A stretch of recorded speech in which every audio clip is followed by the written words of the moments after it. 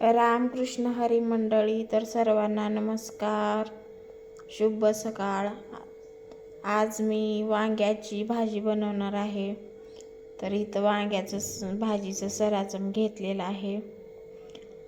टमाटर, खोबरं, लसूण, अद्रक, कोथिंबीर, कढीपत्ता आणि वांग्याच्या 4 अशा फोडी करून घेतलेल्या आहेत. कूट पण टाकणार आहे ह्याच्यात आणि घरकुल घेतली आणि इथं लगेच पीठ मळून पण घेतलेलं आहे.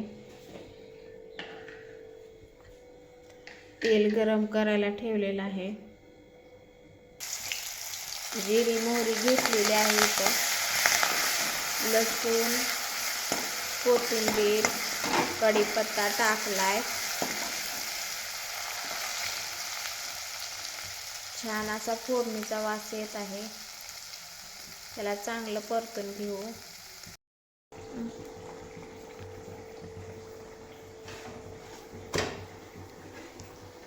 भाजी बनलेली आहे छान अशी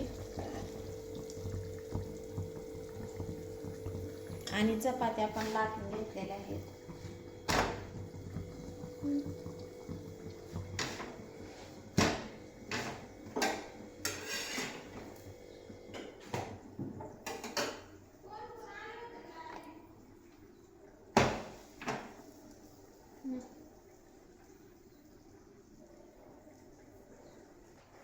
लावण्या शाळेतून आलेली आहे.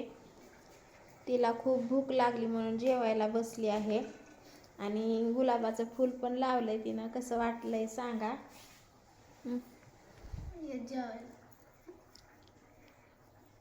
हाय मित्रांनो, या जेवायला. लावण्यानं आज भाषण घेतलं होतं. आज 19 फेब्रुवारी आहे. शिवजी जयंती आहे आणि शिवाजी महाराजाचा आज जन्म झाला होता.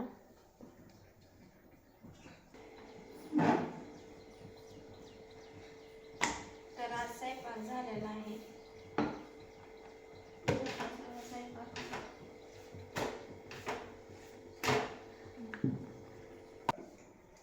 इथे देवपूजा पण झालेली आहे आणि छान अशी रांगोळ काढलेली आहे.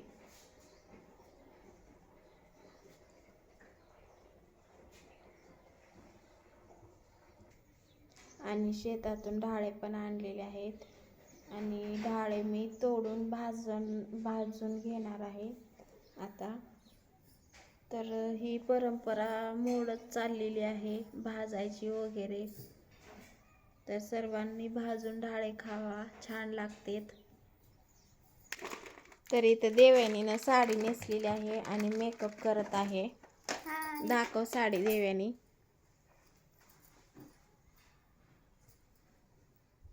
कशी वाटली साडी देवयानीला नक्की सांगा कमेंट करून. तर मी आज ढाळे सोडले तेवढे भाजणार आहे आता ढाळ. आणि लावणी आमची रडत आहे. तिला खूप पप्पाची आठवण येते. रडू नको लावण्या. आणि देवयानीनं साडी घातली इकडं बघा कशी वाटते ती. तर इथं मी ढाळे भाजायला ठेवलेले आहेत आणि लावण्याचा मूड नाही आज. ती रडत आहे खूप. तिला पप्पाची आठवण येते म्हणून.